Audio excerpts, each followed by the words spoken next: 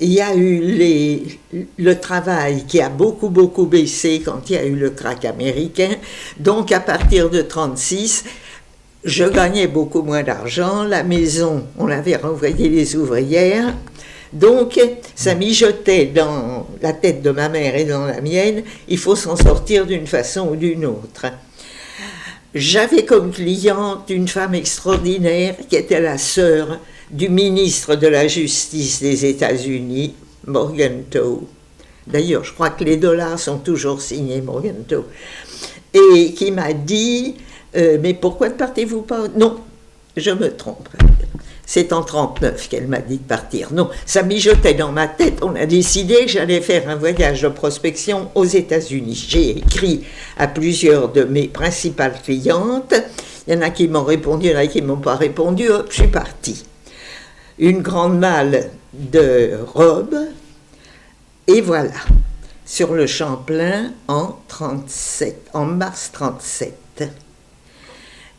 Et puis là, ça a été la marque de mon indépendance.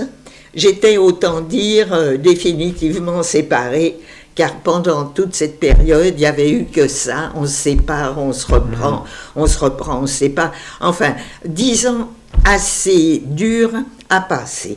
Alors là, me voilà donc partie très indépendante dans mes voyages en Amérique, 2 par an, qui la première année nous ont coûté évidemment de l'argent, étant donné que je descendais à l'hôtel Pierre, et si je n'étais pas descendue à l'hôtel Pierre, je n'aurais vu personne, quand on connaît les Américains. Bon, très bien. Me voilà donc dans mes voyages en Amérique, 37, 38, 39. 39, la guerre.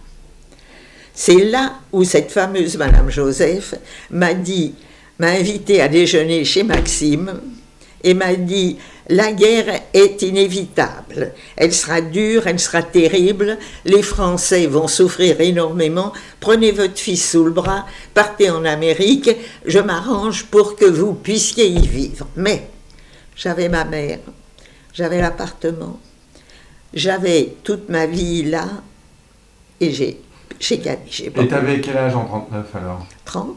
30 ans. À 30 ans, on proposait de changer de vie. 32 ans. Voilà. Et je ne me voyais pas vivre en Amérique. Ouais. D'ailleurs, je ne me vois pas plus maintenant. Hein. Bon.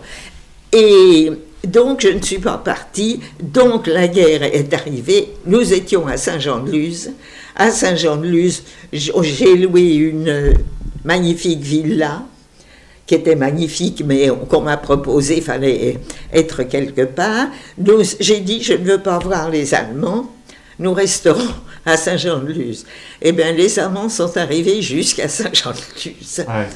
Alors là, j'ai compris, on est revenu à la maison avec tout ce qu'on avait emporté, l'argenterie, les